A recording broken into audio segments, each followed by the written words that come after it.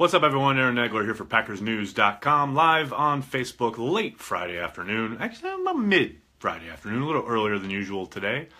Thought I'd jump on, seeing as there's very little action/news going on with the Packers, other than some reported movements along the defensive and special teams coaching staffs. We'll have that all up for you at PackersNews.com. Make sure you're checking for it. But in the meantime, I thought I'd jump on, see what's on people's minds. I've been breaking down some film and looking at early season play much of the week, and thought I'd take a break and see what's on your minds. Lauren, hi, how are you? Nigam, what's up, man? Kevin, how are you? Fine folks in the house, indeed. Matthew, hello, thanks for joining us. So yeah, let me know what's up. Yesterday I launched into, or a couple days ago, I launched into my Jordy Nelson, Randall Cobb kind of, I guess, soliloquy. I didn't really like how that took off. So I'm trying to keep the floor open for your questions here today.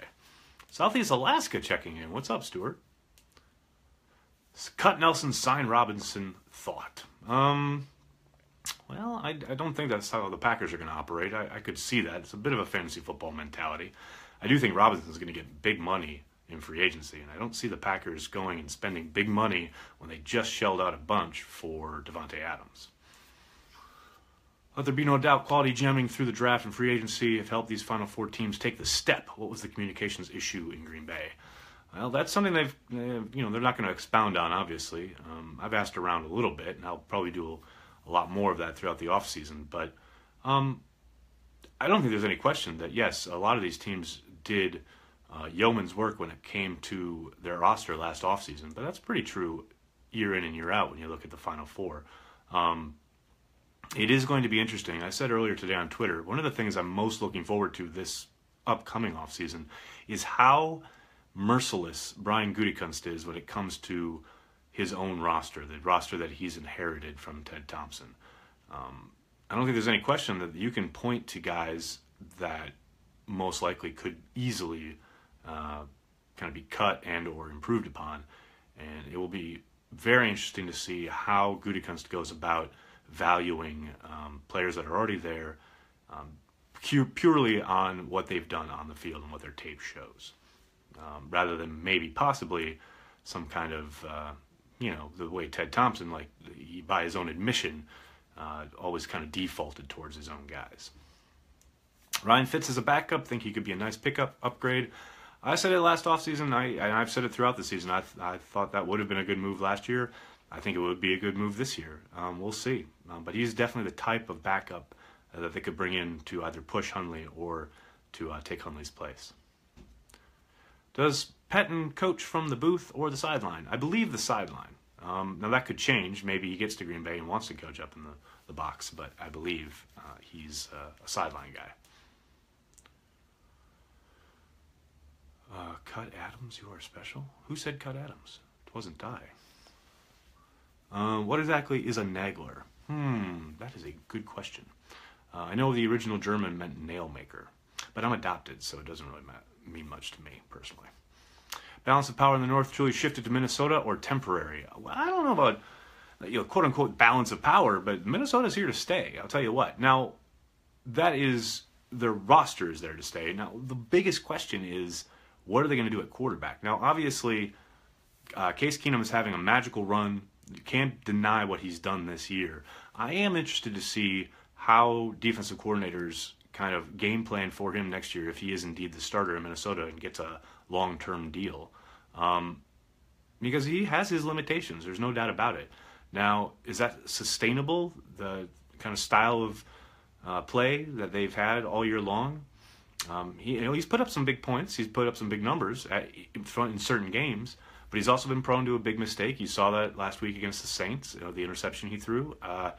He has his limitations as an athlete, but he definitely came alive this year in that offense. So the other thing to watch for is if Pat Shurmur does indeed end up getting the job in New York with the Giants, the league is littered with guys who had a good year with one coordinator and then kind of fell back to earth when they were, had somebody else calling plays. We saw it in Minnesota years ago with Dante Culpepper, who looked out of this world with Bill Brian Billick, sorry, name could totally escape me there for a second. But when Billick was his offensive coordinator, he looked like he was unstoppable. And then Billick got the job in Baltimore as a head coach, and Dante Culpepper really kind of struggled with that transition. So that's something to watch out for, definitely. Revis to Green Bay, perfect fit. Brody, did you see his effort throughout the second half of the season in Kansas City? Man, yeah, I think he probably can still play a little bit, but that's the definition of a mercenary who's not going to go all out for you. What team, in your opinion, has been the surprise package this season? The surprise team? That's a good question. I don't think I'm really surprised by anybody that's still remaining in the playoffs. I think the Rams turnaround is a bit of a surprise, if only because I didn't think McVay would have that much success early on the offensive side of the ball. I thought he would be an improvement, but I didn't see him kind of revitalizing them the way he did on offense as quickly as he has. Now, obviously, they've still got their issues, but every team does. But yeah, that turnaround, as quick as it happened, that was a bit of a surprise for me. Hello from Memphis. What's up, Andre? People hate on Cobb because he's not Jarvis Landry. I don't think that's the reason, really. I mean, maybe that's the idea. The comparison there is maybe one that people make, but I think people hate on him simply because of the contract. I think it's that simple. Is it September yet? I hear you, man. We need a defense that can put some pressure in a quarterback's face. I agree. They need to find pressure from anywhere and everywhere. It will be interesting to see with Pettine's philosophy and the way he goes about building his defense and the scheme he tries to implement in Green Bay, how much more opportunities guys like Kenny Clark and Mike Daniels get at rushing the quarterback, at giving a pure what under Capers they were called a jet, an all-jet go, where they're just told get to the QB. And they're not asked to worry about two-gapping or playing gap assignments, and rather just get to the quarterback. And obviously that's not going to be a down in and down out situation, but they will most likely be given the green light a little bit more than they were under Capers. So it's something to watch for. Is Pettine going to talk? Yeah, he will. I suspect it'll be sometime next week. I was told by the Packers that they will make all the new hires available once the hiring process is complete. They're still interviewing guys. They're still hiring people. So I thought maybe they'd have that done this week, but clearly that hasn't happened yet. But I think we'll hear from Pettine probably sometime next week. Does Pettine run a 4-3 or 3-4? Seems I get this every week, and I'll keep answering it. 3-4 principles. He runs essentially Rex Ryan's scheme, but he will mold it to his personnel. He ran basically a 4-3 under front for his base in Buffalo, but it's rooted in the 3-4, and I think that's what you'll see in Green Bay. Does Rodgers abandon the called run plays too often? I wouldn't say so, Bob. I think he does a really good job of reading things pre-snap. He's probably one of the smartest in the league when it comes to diagnosing what's happening at the line of scrimmage. So it's really hard to say. I think he does a really good job, given what I've... funnily enough, someone brought that up the other day about the Carolina game, because I know that was kind of a hot topic coming off of that game, because Aaron Jones didn't touch the ball a whole lot, and they didn't run the ball a whole lot. After everyone thought, okay, they've established a running game, here comes Aaron Rodgers, they can lean on that to help protect their guy coming off of injury. But Rodgers did a very good job in that game of when things were blocked up. I mean, the Panthers blitzed them more than any other team had all year, and by a wide margin. They had a lot of guys up in the gaps, a lot of guys mugging the line of scrimmage. And because of that, Aaron checked to a lot of pass plays, and rightfully so. That's what you're supposed to do, especially when you have RPOs. And so does he do it too often? I don't think so. I think he does. He reads what the defense is giving him and tries to get into an advantageous play. Any chance Rodgers does not sign contract extension this summer? Yeah, there's a chance, John. If they can't come to some kind of agreement, I think the Packers will probably press pretty hard to get it done, because the longer they wait, it's only going to go up, the cost of this franchise QB they have. But I tend to think it'll get done. Aaron's made it pretty clear that that's a priority, is to get something done and stay in Green Bay for the duration of his career, although who knows what happens towards the end. I tend to think it'll happen this summer. You got to imagine that was part of the reason they wanted to get Devontae Adams and Corey Linsley under contract, when they did, so that they could start the cap hit on the 2017 cap. And so that when they sign Rodgers to the extension, they've got as much wiggle room as possible. But do you think complaints about management on social media help the house cleaning in Green Bay? No. I mean, if you're talking about like the pushback on Thompson and stuff like that, and Mark Murphy's reference to public opinion, yeah, I think social media is something that they monitor. There's no doubt about that. In fact, I know they employ some kind of program to monitor sentiment around the Packers, etc. But I tend to think, A, I think a lot of that's taken with a grain of salt, but B, I do think Murphy, takes it into consideration, but I don't think it swayed his opinion in so much as it maybe possibly bolstered what he was already thinking. True or false, unstoppable Packers offense of 2011 makes a return behind Rodgers and an extremely young and talented running back duo. I think maybe, the fact that they're bringing back Joe Philbin probably has maybe something to do with that possibility. He obviously was around in 2011, his last year in Green Bay. I think it's a possibility. I'm interested to see what they do at the tight end position, because I think they got to kind of overhaul that. And with the wide receiving group, I'm very interested to see if D'Angelo Yancey can make a step. And I know a lot of people have been talking about drafting wide receiver or adding one in free agency, but I think Yancey was really kind of starting to come into his own at the end of the summer. So we'll see. We'll see if he can make a step and what kind of growth they can get out of Michael Clark. But yeah, I think the possibilities are there. And again, I say it every day, they got to find a right tackle to start the year. That's probably their number one thing they got to do. What's this talk about Raji? Raji's a running joke on the Facebook Lives. We talk about him every day. Is California going to leave the Union? It's a great question, Lance. I don't know, man. I guess it's a possibility. Now that I bought a house in Minnesota, do I have to cheer for the Vikings? No. It is your American right, and nay, your right as a human being to cheer for whichever NFL franchise you see fit. Is the drop-off of HaHa Clinton Dix's play this year a big concern? Troy, I would think so, yeah. Anyone who's followed me for any length of time knows that I've pointed out time and again, his drop-off in play really started the week after he was named a Pro Bowler. It began in that Texans game last year and kind of followed him throughout this season. And if I'm the Packers, I have real concerns about it. You saw a guy who continually turned down tackles, took bad angles, made a play here or there, but his play definitely took a major step backwards. And, they've got another year to determine whether they want to put big money into him. Julia asks, do you think we'll keep Richard Rodgers? I think he ends up coming back. I tend to think they'll probably allow him to hit free agency and, tell him, okay, here you go, see what you can find, and if you don't like anything on offer, you're more than welcome to come back to Green Bay at our number. And, I do tend to think that's what will happen. Complicating things is the injury there at the end of the year. That always kind of makes it a little more touch and go. But, yeah, I do think Richard will be back. Do you think the NFL needs a developmental league? Jerry, that's a great question. I do. I know people kind of poo-poo that idea because the college game exists, and NFL Europe was tried and folded, mostly because they lost a ton of money.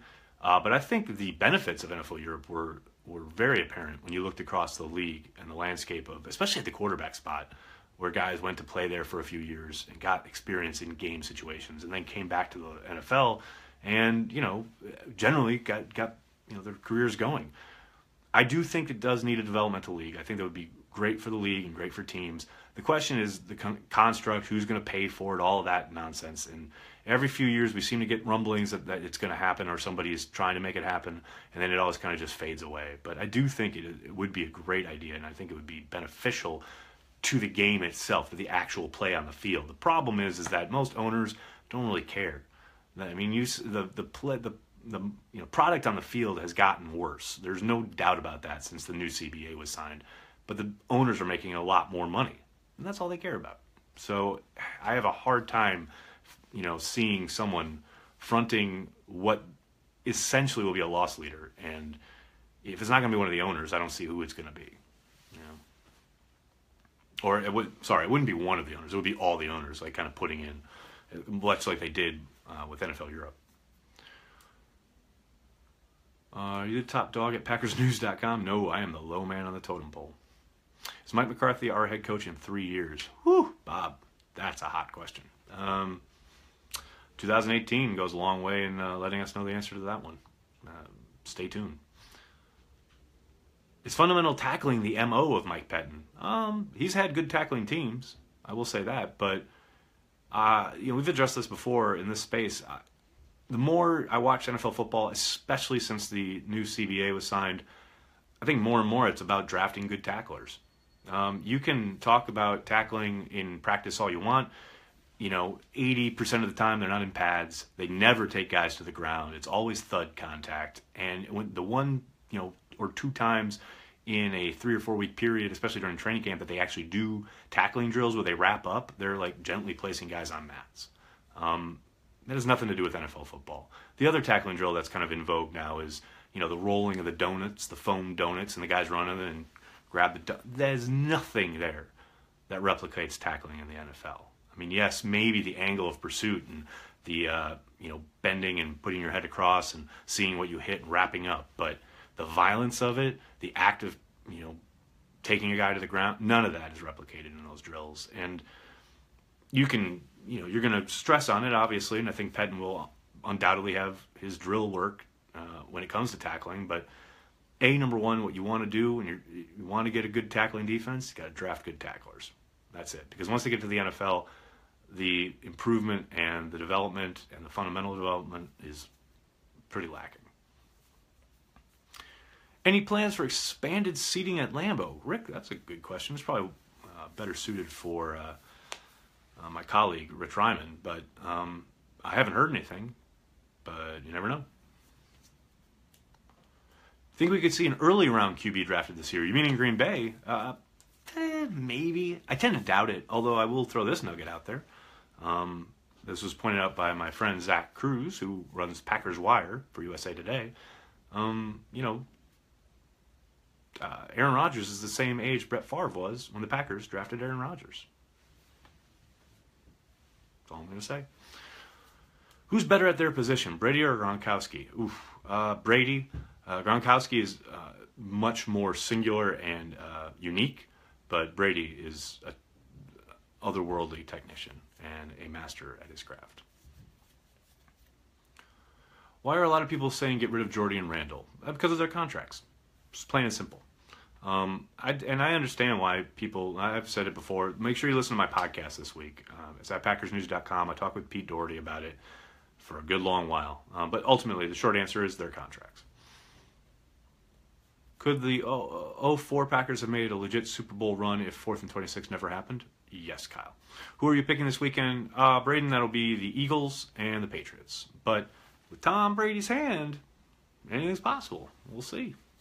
Actually, I do think the Jaguars have a legit shot, but I'm still taking the Patriots because who's betting against Belichick and Brady at home in the AFC Championship? Please. Do more podcast. I'll do more podcast. Think we're going to name sign a big name corner? I guess it depends on what you call big name, but I don't see them laying out big money for a corner. But you never know. It's really hard to say what Gutekunst's going to do since we have no track record to look at. For the first time in a long time, it's going to be a big mystery as to how the Packers approach the offseason. So stay tuned. All right, everybody. Thank you so much. I'm sorry if I didn't get to your question. They do come fast and furious, but make sure you're checking PackersNews.com for all the latest on the green and gold. We'll have it all for you. I'll be back here on Facebook on Monday. In the meantime, make sure you're checking the podcast and all of our latest coverage of the team. We'll have everything. My colleague, Michael Cohen, will be down in Mobile for the Senior Bowl coming up, I think, next week or the week after that. So we'll have everything leading up to the Combine. We'll be at the Combine. We'll be at the draft. We'll have everything for you. Make sure you're at PackersNews.com for all of it. Thanks a lot, everyone. Have a good weekend.